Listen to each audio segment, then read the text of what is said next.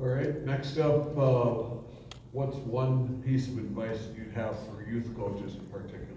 But what I did in the presentation, care about the individuals, and I mean it. It's one thing to be a good person, but just you care about them, communicate.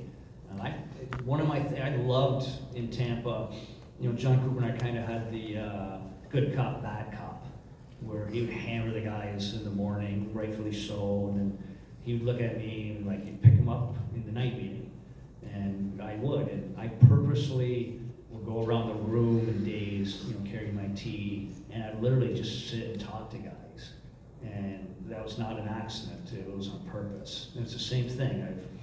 I talk about thanking the USA Hockey guys. I was at one of the festivals way back in the day, and I remember, I think it might have been Tabram, it might have been Mark, one of the guys here.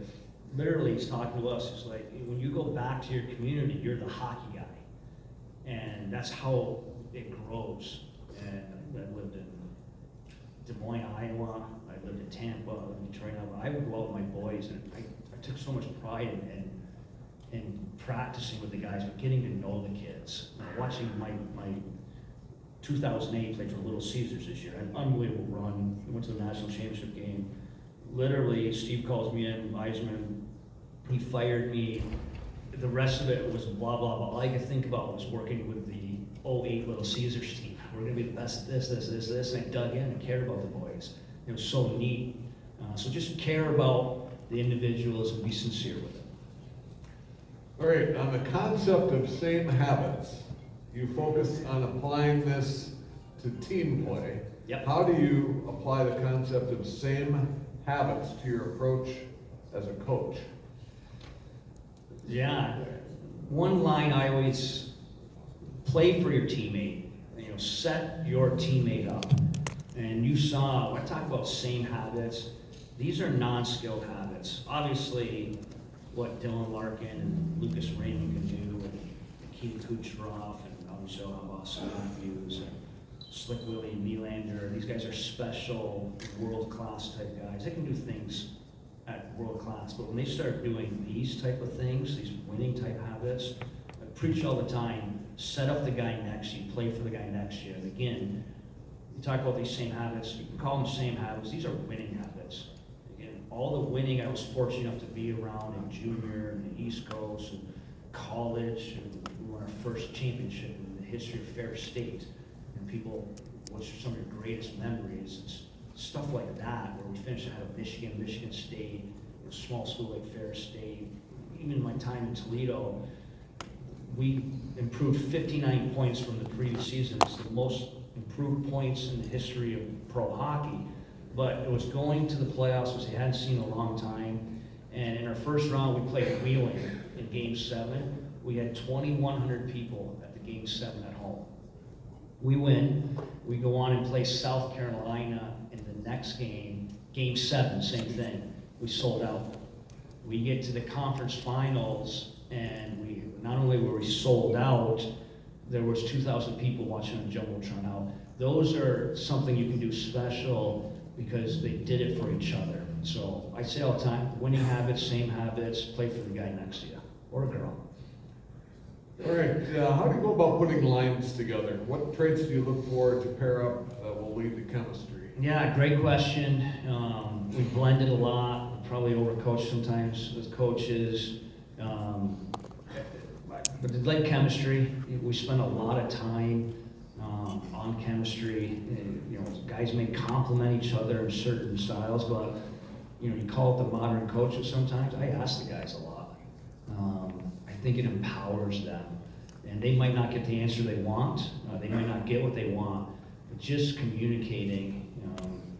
My second year in Detroit, we finished 91 points.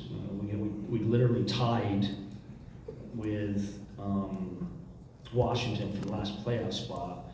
I don't know if you guys recall, but we just beat Montreal. We were in the last playoff spot.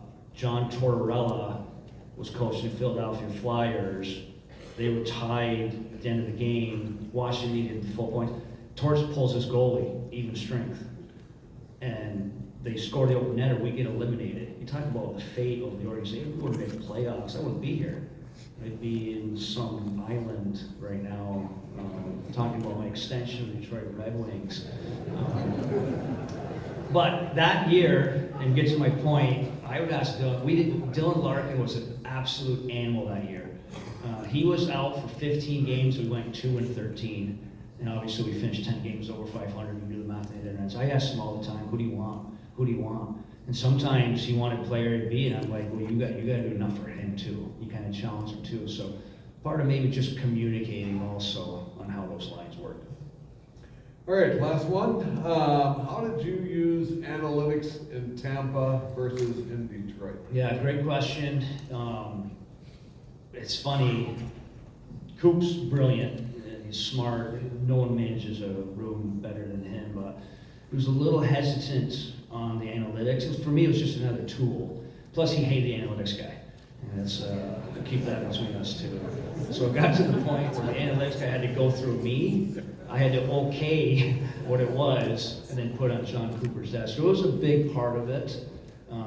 You're going to talk to Jeff Lasho here in a moment here, but we went to Tampa and we used analytics. I can tell you a million stories how we used some analytics. And again, I don't know if analytics, because it's such a fluid game, it's not going to be baseball completely, but it's a big part of it. Trends, talk about it all the time. Detroit was actually miles ahead of Tampa in the analytics part. We just had a way better team, way better players. So it's a reality of it. It's a picture of it. It's like anything else. You better stay on top of it, or you're going to be behind. It's a reality of where our sport is going. Derek Lalonde, everybody. We